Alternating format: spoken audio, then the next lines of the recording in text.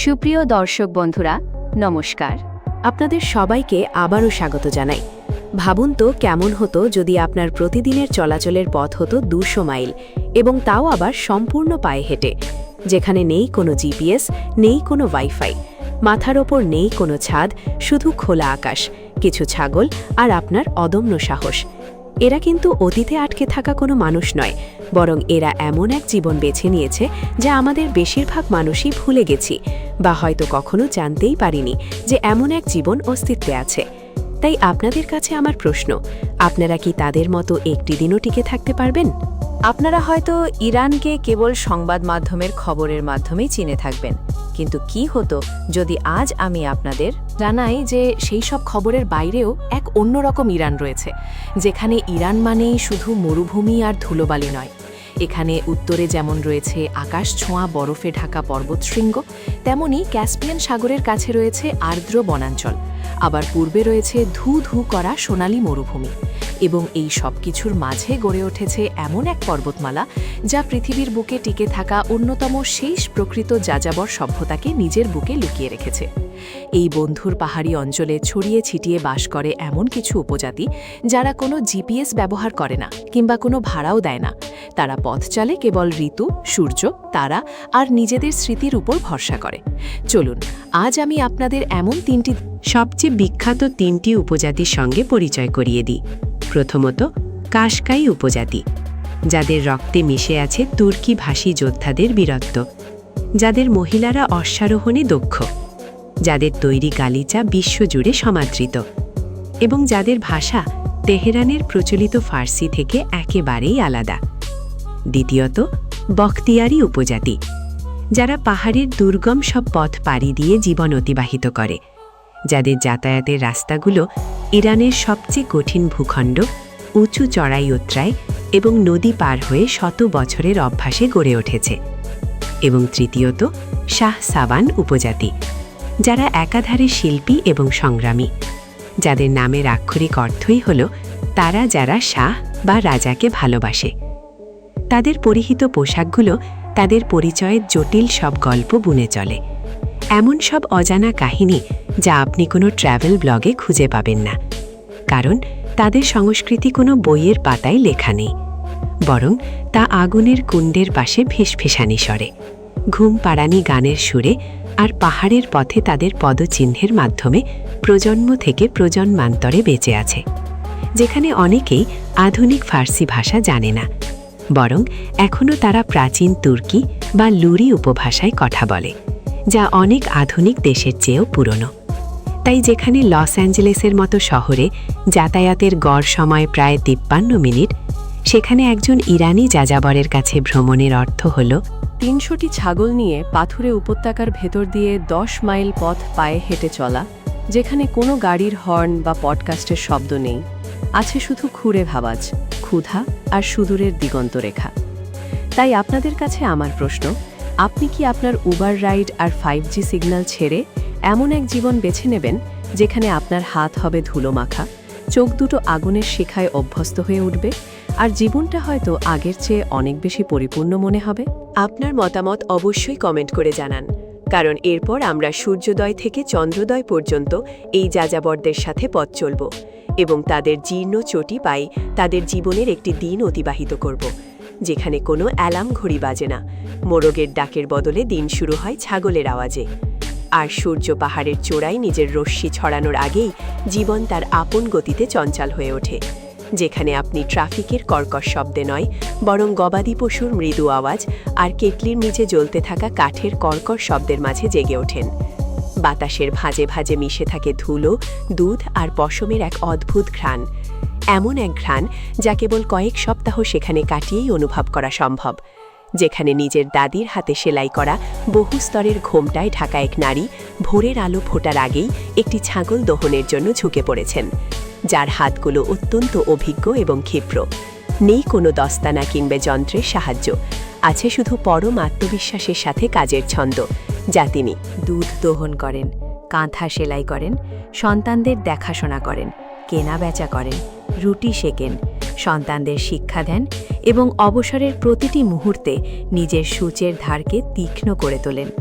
আর হ্যাঁ, তাদের মুখ হয়তো ঘোমটায় ঢাকা থাকতে পারে, কিন্তু তাদের উপস্থিতিকে উপেক্ষা করার কোনো উপায় নেই, কারণ এই নারীদের কাছে রয়েছে জমি, ঋতুচক্র, পালের গবাদি পশু এবং প্রাচীন সব গল্পের অগাধ জ্ঞান। তারা হয়তো কোনো অপরিচিত ব্যক্তির সাথে সরাসরি চোখ মেলান না, কিন্তু আসন্ন কোনো ঝড়ের চোখে চোখ রেখে লড়াই করার মতো সাহস তাদের রয়েছে, যারা কফি শপে বসে আড্ডা দেওয়া বা ক্যাফেতে ফোনে সময় কাটানোতে অভ্যস্ত নন, বরং তারা ভোরবেলা থেকেই দুধ দোহন করার পর ধুলোবালির ঝড়ে তাঁবু আঁকড়ে ধরে অটল দাঁড়িয়ে থাকেন, কারণ তাদের সৌন্দর্য ইন্টারনেটের ভার্চুয়াল জগতের জন্য তৈরি নয়, বরং রোদে পোড়া ও প্রতিকূল ঋতুর আঘাত সয়ে আসা এক বলিষ্ঠ ও অমলিন সৌন্দর্য, যেখানে তারা চোখের ইশারায় হাসেন, নিজেদের কর্মদক্ষতায় মুগ্ধ করেন এবং মেকআপের বদলে দায়িত্ববোধকেই প্রাধান্য দেন। আর আপনি যদি ভাগ্যক্রমে তাদের পাশে বসে পশম কাটতে কাটতে বা মিষ্টি চা পান করার সময়টুকু পান, তবে আপনি এমন এক দুর্লভ অনুভূতি পাবেন যা আপনাকে বর্তমানের সাথে গভীরভাবে যুক্ত করবে। তবে ভুল বুঝবেন না, এটি এমন কোনো সাধারণ পর্যটন কেন্দ্র নয় যেখানে আপনি হুট করে গিয়েই সবার সাথে বন্ধু হয়ে যাবেন, কারণ এখানে সম্পর্কগুলো এখানে ধীরে ধীরে গড়ে ওঠে, যা সময়ের সাথে অর্জিত সম্মানের মাধ্যমে যত্ন সহকারে তৈরি হয়। আর এই অবসরে ছাগলের পশম ও ঘাম দিয়ে তৈরি তাঁবু, যাকে ইয়ট বলা হয়, সেগুলোকে মেরামত করা হয় বা নতুন করে তৈরি করা হয়।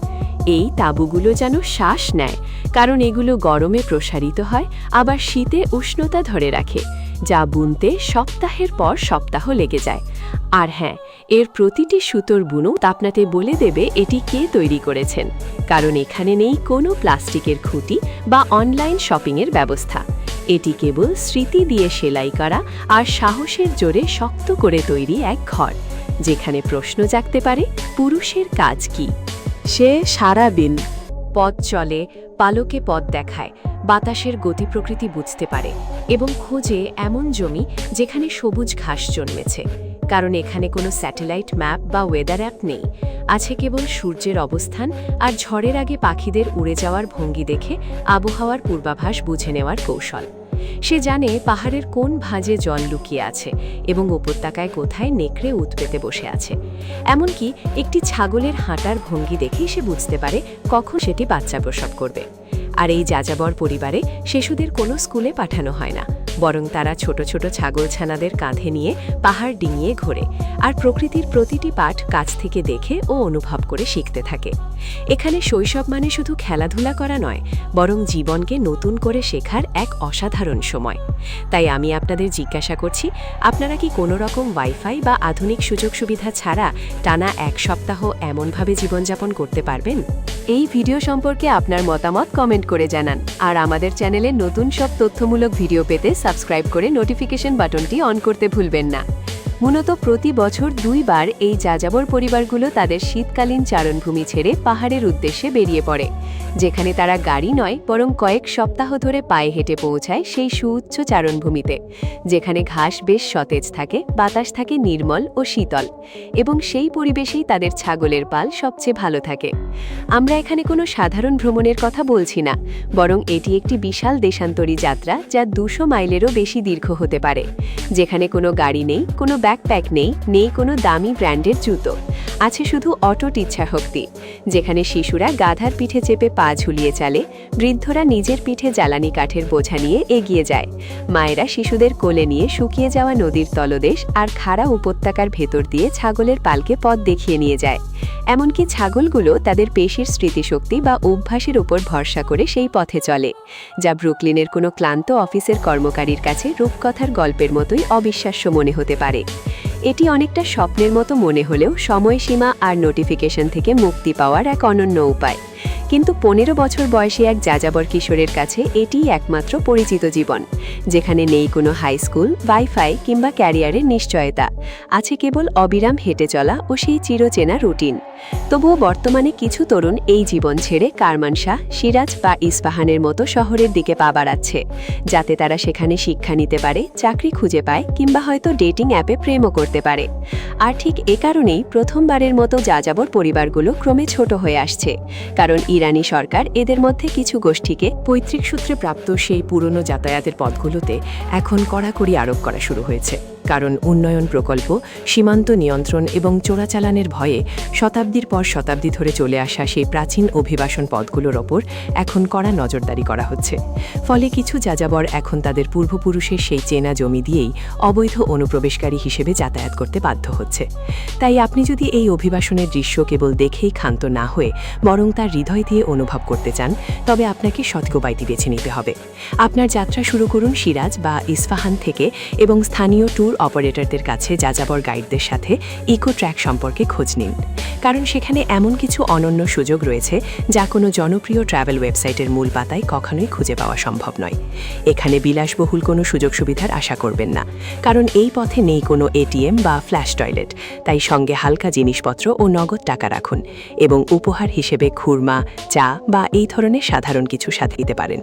সবচেয়ে বড় কথা, প্রতিটা মুহূর্ত ক্যামেরাবন্দি করতে ব্যস্ত না হয়ে বরং সেই সময়টাকে অনুভব করুন, কারণ এরপর আমরা এই শারীরিক সফরের বাইরে গিয়ে যাযাবরদের হৃদয়ের গভীর আবেগগুলো কাছ থেকে দেখার চেষ্টা করব, যে যাত্রা আপনি মিস করতে চাইবেন না। সারাদিনের পরিশ্রম শেষে যখন গবাদি পশুদের খাওয়ানো শেষ হয়, জ্বালানি কাঠ সংগ্রহ করা হয় এবং আকাশে তারার মেলা বসে, তখন সেই তাঁবুগুলোই এক অপূর্ব আর্ট গ্যালারি, রঙ্গমঞ্চ বা মন্দিরে পরিণত হয়, যেখানে হাতে বোনা কার্পেটগুলো। বোনা এখানে কেবল কোনো শখ বা বাড়তি আয়ের উপায় নয়, বরং এটি তাদের এক গভীর পরিচয়, যেখানে প্রতিটি গিট যেন এক একটি শব্দ এবং প্রতিটি রং এক একটি স্মৃতির বহিঃপ্রকাশ। মহিলারা তাদের চলার পথে দৃশ্যপট, তাদের পোষা পশু, তাদের লালন করা গোপন স্বপ্ন এবং সেই সব না বলা কষ্টের কাহিনী এই কার্পেটের বুননে ফুটিয়ে তোলেন, যেখানে কিছু কার্পেট গর্ভকালীন সময়ে আবার কিছু শোকের সময় বোনা হয়। তাই আপনি যদি তা পড়তে জানেন, তবে সেই নকশা ও প্যাটার্নগুলোর মাঝে জীবনের নানা ঘটনা স্পষ্টভাবে ফুটে উঠতে দেখবেন। এবং এর পাশাপাশি থাকে তাদের সঙ্গীত, যেখানে লম্বা গ্রীবাযুক্ত তারের বাদ্যযন্ত্র সিতার তাদের দীর্ঘদিনের জমে থাকা বিষাদকে সুরের মাধ্যমে প্রকাশ করে। ভরা সুর তোলে, ড্যাফ বা ফ্রেম ড্রামটি যেন হৃদস্পন্দনে তালে তালে বাজতে থাকে। এবং যখন বয়োজ্যেষ্ঠরা গান শুরু করেন, তা কোনো প্রদর্শনী বা দেখানোর জন্য হয় না, বরং তা হয় কারণ তাদের কণ্ঠস্বরই তাদের একমাত্র ইতিহাস। এই গানগুলো ইন্টারনেটে কোথাও শোনা যায় না, এগুলো মনে রাখা হয়, বারবার চর্চার মাধ্যমে শ্রদ্ধার সাথে বাঁচিয়ে রাখা হয়, যেখানে প্রতিটি স্তবকই যেন এক একটি অভিজ্ঞতার দলিল। আপনি কি এগুলো দেখতে চান? তবে সাবধান, তারা বাইরের মানুষের জন্য কোনো পরিবেশনা করেন না। এখানে কোনো টিকিট নেই, কোনো রিহার্সাল নেই। কিন্তু আপনি যদি ভাগ্যবতী হন এবং তাদের প্রতি যথাযথ সম্মান প্রদর্শন করেন, তবে আপনি যদি তাদের শ্রদ্ধা অর্জন করতে পারেন, তাহলে সূর্যাস্তের পর হয়তো আপনাকেও তাঁবুতে আমন্ত্রণ জানানো হবে, যেখানে আপনাকে চা আপ্যায়ন করা হবে। কেউ হয়তো সিতারটা হাতে তুলে নেবে, অন্য কেউ স্মৃতি থেকে গুনগুনিয়ে উঠবে কোনো সুর। সেখানে কোনো রেকর্ডিং হবে না, থাকবে শুধু সেই মুহূর্তের একান্ত সান্নিধ্য। তাই আপনি কি কখনো ভেবে দেখেছেন যে সমস্ত প্রতিকূলতা আর আধুনিক চাপের মুখেও জীবনের এই ধারাই আজও কেন টিকে আছে? চলুন বিষয়টি পরিষ্কার করা যাক। এটি টিকে থাকার কোনো অসহায় লড়াই নয় যে তাদের আর কোনো বিকল্প নেই, বরং এটি তাদের সচেতন পছন্দ। কারণ তাদের কাছে শহরের কেন্দ্র থেকে দূরে থাকা মানেই স্বাধীনতার এক অনন্য চর্চা, নিজেদের ঐতিহ্যকে পরম মমতায় বাঁচিয়ে রাখা এবং প্রকৃতির সাথে একাত্ম হয়ে বেঁচে থাকা, সরাসরি এক গভীর সংযোগ বজায় রাখা। আর এই স্বাধীনতার মূল্য কিন্তু মোটেও কম নয়, কারণ এখানে নেই কোনো বিদ্যুৎ, ইন্টারনেট, নেটফ্লিক্স বা ঘরে বসে খাবার অর্ডার করার সুবিধা। তাই যদি আপনি খাবার চান, তবে আপনাকে তা নিজের হাতে উৎপাদন করতে হবে, দহন করতে হবে অথবা তা খুঁজে বের করতে হবে, যেখানে স্বাস্থ্যসেবা হয়তো 4 ঘন্টা দূরত্বের পথ, যদি আপনার গাধা মাঝপথে থেমে না যায়। আর স্কুলও এখানে খুবই কম, কারণ এখানকার বেশিরভাগ শিশু বইয়ের পাতায় পড়ালেখার চেয়ে কাজ করার মাধ্যমেই জীবনকে শিখতে শেখে, এবং তা সত্ত্বেও তারা সেই কঠিন জীবন আঁকড়ে পড়ে থাকে। এমনকি সরকার যখন তাদের স্থায়ীভাবে বসবাসের জন্য আবাসন অনুদান দেওয়ার প্রস্তাব দেয়, তখনও তারা সেই প্রস্তাব ফিরিয়ে দিয়ে পাহাড়ের সেই পুরনো পথেই থেকে যায়। জলবায়ু পরিবর্তনের কারণে চারণভূমিগুলো বিপন্ন হয়ে পড়লেও বা নিজেদের সন্তানরা আধুনিকতার টানে শহরের দিকে পা বাড়ালেও তারা তাদের এই জীবন ছেড়ে কোথাও যায় না, কারণ তাদের কাছে মাথার উপর ছাদ থাকাটা কোনো মানে রাখে না, যদি সেই ছাদটি তাদের আত্মার চারপাশে 4 দেয়ালের খাঁচা তৈরি করে। আমাদের মতো মানুষ যারা প্রতিদিন অফিসের কৃত্রিম আলোর নিচে, ক্রমবর্ধমান বাড়ি ভাড়ার দুশ্চিন্তায় এবং ডিজিটাল স্ক্রিনের ক্লান্তিতে বন্দি জীবন কাটায় তাদের কাছে যাযাবরদের এই জীবনধারা হয়তো এক পরম পবিত্রতা বা শান্তির আধার মনে হতে পারে। কিন্তু সেই যাযাবর পরিবারেরই একজন তরুণ সদস্যের কাছে এই একই জীবন আবার অতীতের গণ্ডিতে আটকে থাকার মতো শ্বাসরোধী অভিজ্ঞতাও হতে পারে। সুযোগ সুবিধা থেকে বঞ্চিত, শিক্ষার আলো থেকে দূরে এবং ভবিষ্যতের অনিশ্চয়তায় ভরা এই জীবন যখন সরকারি কোনো কর্মকর্তা এসে স্থায়ী আবাসনের প্রস্তাবের মাধ্যমে বদলে দিতে চান, তখন তা কেবল একটি সাধারণ প্রস্তাব নয়, বরং এটি তাদের হাজার বছরের ইতিহাসের সাথে এক প্রকার জুয়া খেলা হয়ে দাঁড়ায়। কারণ এই সরকারি অনুদান বা সহজ জীবনের প্রতিশ্রুতিগুলো একদিকে যেমন সুবিধার প্রলোভন দেখায়, তেমনি ধীরে ধীরে তাদের নিজস্ব ভাষা, দীর্ঘদিনের লালিত সংস্কৃতি এবং মাটির সাথে টিকে থাকা আত্মিক বন্ধনকেও মুছে ফেলার ঝুঁকি তৈরি করে। তাই এই মানুষগুলো আরামদায়ক জীবনের মোহে নিজের পরিচয় বিসর্জন দেওয়ার চেয়ে বরং জীবনের সব কষ্ট ও অসামঞ্জস্যতাকে মেনে নিয়েও নিজেদের আত্মমর্যাদা আঁকড়ে ধরে থাকতেই বেশি ভালোবাসে। আর এখন আমরা কথা বলবো সেই অমোঘ বন্ধনটি নিয়ে, যা তাদের এই সব কিছুর সাথে শক্ত করে বেঁধে রেখেছে। ইরানের এই যাযাবর জীবনধারাকে যদি বুঝতে চান, তবে মানুষ নয়, বরং শুরুটা করুন সেই ছাগলগুলোকে দিয়ে। কারণ এই চারণ জীবনে বকরি বা ছাগল কেবল কোনো গবাদি পশু নয়, বরং তারা জীবনধারণের অবলম্বন, খাদ্যের উৎস, পোশাকের কাঁচামাল এবং পরম সঙ্গী। এদের প্রতিদিন ভোরের আলো ফোটার আগেই দহন করা হয়, দিনের বেলা পথ দেখিয়ে চারণভূমিতে নিয়ে যাওয়া হয় এবং সন্ধ্যায় আবার নিখুঁতভাবে গণনা করে ফিরিয়ে আনা হয়। এদের দুধ থেকে তৈরি হয় পুষ্টিকর দই ও পনির, এদের লোম থেকে বোনা হয় নিত্য প্রয়োজনীয় বস্ত্র, এমনকি এদের মলও শুকিয়ে জ্বালানি হিসেবে আগুনের যোগান দেয়। আর সবচেয়ে আশ্চর্যের বিষয় হলো, এরা যে কোনো মানুষের চেয়েও বেশি ভালোভাবে এই পাহাড় পর্বতের আনাচে কানাচকে চেনে ও বুঝতে পারে। এই ছাগলগুলো ঘ্রাণের মাধ্যমেই পাহাড়ি ভেষজ গাছপালা চিনে নিতে পারে, আকাশ কালো হওয়ার আগেই আসন্ন ঝড়ের পূর্বাভাস পেয়ে যায় এবং কোনো প্রকার মানচিত্র ছাড়াই তাদের চলার পথগুলো নিখুঁতভাবে মনে রাখে। যাযাবররা তাদের এই ছাগলগুলোর কেবল দেখাশোনাই করেন না, বরং প্রতিটি প্রাণীকে নাম ধরে চেনেন, তাদের স্বভাব সম্পর্কে সম্যক ধারণা রাখেন, এমনকি শরীরের সামান্য পরিবর্তনের লক্ষণ দেখেই তারা বুঝে ফেলেন কোন প্রাণীটি গর্ভবতী। আর শত শত পশুর ভিড় থেকে কোনো একটি হারিয়ে গেলেও তারা মুহূর্তেই তা শনাক্ত করতে পারেন, হোক না সেই 271 বা 273 নম্বর কোনো সাধারণ প্রাণী। আমরা পশ্চিমা বিশ্বে যেখানে আমাদের শারীরিক সুস্থতা ট্র্যাক করার জন্য পরিধানযোগ্য স্বাস্থ্য মনিটর, পোষা প্রাণীদের জন্য স্মার্ট কলার বা ডিজিটাল আইডি ট্যাগের ওপর নির্ভর করি, সেখানে তাদের এই অনন্য যোগাযোগ পদ্ধতি ও পর্যবেক্ষণের ক্ষমতা সত্যিই বিস্ময়কর। এখানে কোনো ডিজিটাল ডাটা বা নম্বরের তোয়াক্কা করা হয় না, বরং যাযাবরদের এই জীবন নির্ভর করে তাদের তীক্ষ্ণ পর্যবেক্ষণ, গভীর যত্ন এবং এক অকৃত্রিম আত্মিক সংযোগের ওপর। একজন যাযাবরের কাছে একটি ছাগল হারিয়ে যাওয়া মানে কেবল সম্পত্তির ক্ষতি হওয়া নয়, বরং একজন দীর্ঘদিনের সঙ্গীকে চিরতরে হারিয়ে ফেলা। কিন্তু বর্তমানের ভয়াবহ জলবায়ু পরিবর্তন ও দীর্ঘস্থায়ী খরা তাদের চারণভূমিগুলোতে পৌঁছানো কঠিন করে তুলেছে, যার ফলে পশুর সংখ্যা কমে যাওয়ায় খাবারের অভাব দেখা দিচ্ছে এবং টিকে থাকার লড়াইয়ে তাদের কঠিন সব সিদ্ধান্তের মুখোমুখি হতে হচ্ছে। পাশাপাশি তরুণ প্রজন্মের শহরের দিকে ছুটে যাওয়ার ফলে তারা তাদের পৈতৃক এই পশুপালনের মূল্যবান দক্ষতাগুলোকেও হারাতে বসেছে, কারণ শহরের ছোট ছোট অ্যাপার্টমেন্ট বা ফ্ল্যাটের রুমে তো আর ছাগল পালন করা সম্ভব নয়। তাই এভাবেই ধীরে ধীরে অত্যন্ত বেদনাদায়কভাবে এই গভীর আত্মিক বন্ধনটি আজ ছিঁড়ে যাচ্ছে। তবে এই বিলীয়মান জীবনধারা আধুনিক বিশ্বকে টিকে থাকা, পারস্পরিক শ্রদ্ধাবোধ, পরিবেশ সচেতনতা এবং ভালোবাসার মতো বিষয়ে যে অসামান্য শিক্ষা দিতে পারে, তা আমাদের বড় পরিসরে বোঝা প্রয়োজন। সত্য বলতে, তাদের মতো জীবনযাপনের জন্য যে আপনাকে আক্ষরিক অর্থেই তাদের তাঁবুতে গিয়ে থাকতে হবে তা নয়, বরং কখনো কখনো পৃথিবীর সবচেয়ে দুর্গম কোণগুলো থেকেই জীবনের গভীরতম উপলব্ধিগুলো পাওয়া যায়।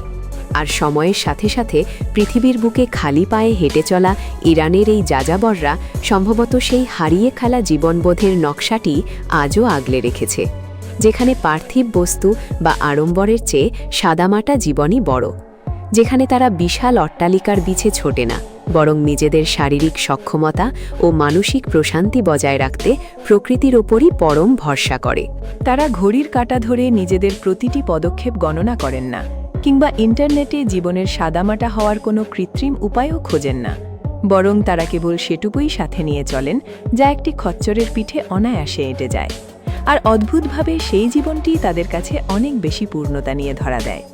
আসলে জীবনের সত্যিকারের দৃঢ়তা বা সহনশীলতা আরাম আয়েশের মাঝে গড়ে ওঠে না, বরং প্রতিদিনের চরম প্রতিকূল আবহাওয়া, দীর্ঘ পথ চলা, অভাব এবং নানামুখী ঝুঁকির মুখোমুখি দাঁড়িয়ে টিকে থাকার লড়াইয়েই তা জন্ম নেয়।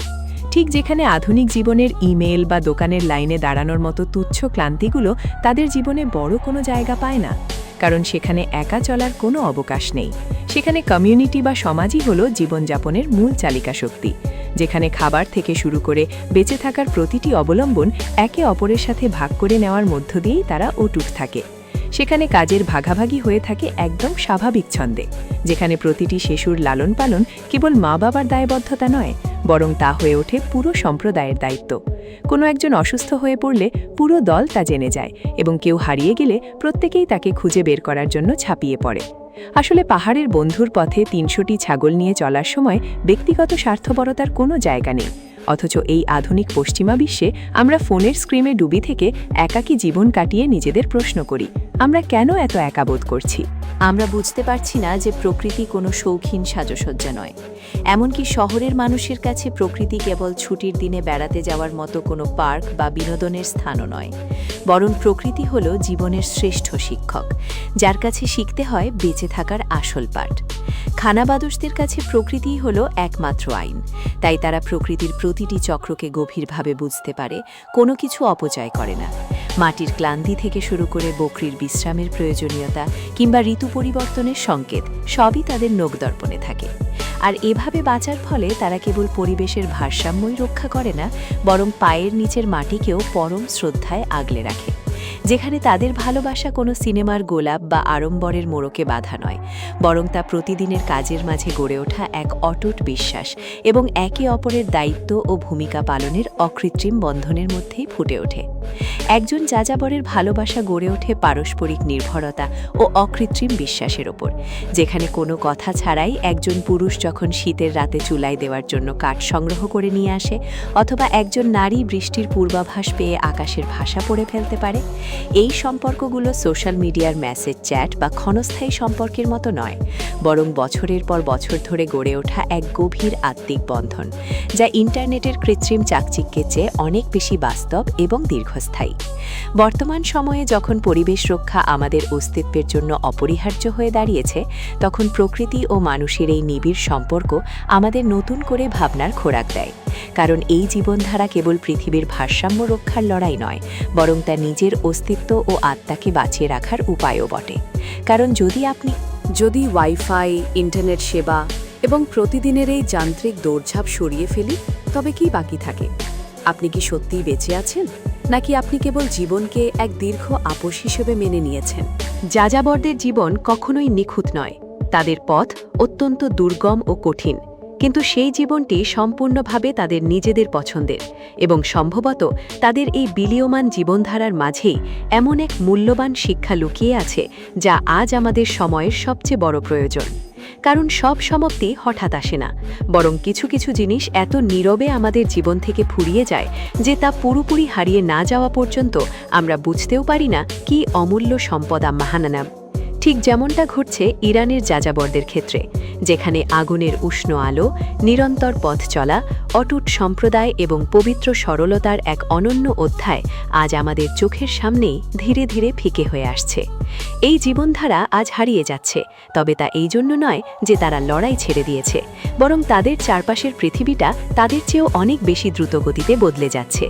অনেক তরুণ যাযাবর শহরের চকচকে জীবনের হাতছানি ও কাজের সন্ধানে তাদের পৈতৃক ভিটেমাটি ছেড়ে পাড়ি জমাচ্ছে শহরে, যার ফলে প্রজন্ম থেকে প্রজন্মে বয়ে আসা তাদের সেই অকৃত্রিম ও ঐতিহ্যবাহী জ্ঞান সময়ের স্রোতে ধুলোবালি হয়ে মিলিয়ে যাচ্ছে। কারণ বাস্তবতা স্মৃতি বা আবেগের চেয়ে অনেক বেশি কঠোর এবং নির্মম। জলবায়ু পরিবর্তনের ফলে তাদের চারণভূমিগুলো আজ শুকিয়ে মরুভূমি হয়ে উঠছে। আকাশ ছোঁয়া মূল্যস্ফীতির কারণে তাদের পশম ও দুগ্ধজাত পণ্যের ব্যবসার প্রাসঙ্গিকতা প্রায় তলানিতে এসে ঠেকেছে, আর সরকারি নীতিগুলো তাদের যাযাবর জীবন ছেড়ে এক জায়গায় থিতু হওয়ার জন্য প্রতিনিয়ত প্ররোচিত করছে, যা স্থিতিশীলতার নামে। সরকার তাদের স্থিতিশীলতার প্রতিশ্রুতি দিয়ে বিনিময়ে নগদ অর্থ, জমি এবং আধুনিক নাগরিক সুযোগ সুবিধার প্রলোভন দেখাচ্ছে। আর আধুনিকতা তার সমস্ত চাকচিক্য নিয়ে তাদের দীর্ঘদিনের লালিত ঐতিহ্য থেকে অনেক বেশি দ্রুতগতিতে টেনে নিয়ে যাচ্ছে। তবুও তাদের মধ্যে অনেকেই এখনও অটলভাবে টিকে থাকার লড়াই চালিয়ে যাচ্ছে। তারা কোনো প্রকৃত উন্নতির বিরোধী নয়, বরং তারা তাদের অস্তিত্ব হারিয়ে ফেলার বিরুদ্ধে সোচ্চার। কারণ তারা খুব ভালো করেই জানে যে তারাই সম্ভবত সম্ভবত শেষ প্রজন্ম যারা এই প্রাচীন অভিবাসনের পথ ধরে হেঁটে বেড়াচ্ছে, যারা এখনও পুরনো গানগুলো গাইতে জানে এবং কেবল বকরির পেটের আকার দেখেই বলে দিতে পারে সেটি কখন নতুন শাবকের জন্ম দেবে। কিন্তু প্রশ্ন হলো, আপনি কি সত্যিই তাদের মতো করে জীবন কাটাতে পারবেন, যেখানে কোনো আধুনিক বার নেই অনলাইন শপিংয়ের বিলাসিতা, এমনকি নেই কোনো বহুতল ভবনের জানালা থেকে সুন্দর দৃশ্য দেখার সুযোগ, বরং সেখানে আছে কেবল বুনো প্রকৃতি, পশুদের উষ্ণ নিঃশ্বাস, আগুনের মৃদু শিখা আর তাঁবুর ভেতর ফিসফিস করে বলা হারানো দিনের গল্প। সব মিলিয়ে কি এটি কোনো স্বপ্ন, নাকি সেই জিনিসেরই বিলীয়মান প্রতিধ্বনি যা আমরা অনেক আগেই হারিয়ে ফেলেছি? যদি আপনি আধুনিক জীবনের ক্লান্তি, ইন্টারনেটের ডিজিটাল কোলাহল এবং ভিড়ের মাঝে কেবল একটি মুখ হয়ে টিকে থাকার অবসাদে সত্যিই ক্লান্ত হয়ে থাকেন, তবে মনে রাখবেন, এটি কেবল তাদের গল্প নয়, এটি কোথাও না কোথাও আপনারও গল্প। তাই আপনার মতামত জানাতে কমেন্ট করুন। আপনি কি এই ধরনের চরম স্বাধীনতার বিনিময়ে আধুনিক জীবনের সমস্ত বিলাসিতা ছেড়ে আসতে পারবেন? এমন আরও বাস্তব এবং অসাধারণ সব গল্প শুনতে চ্যানেলটি সাবস্ক্রাইব করে রাখুন এবং নোটিফিকেশন অন করে রাখুন।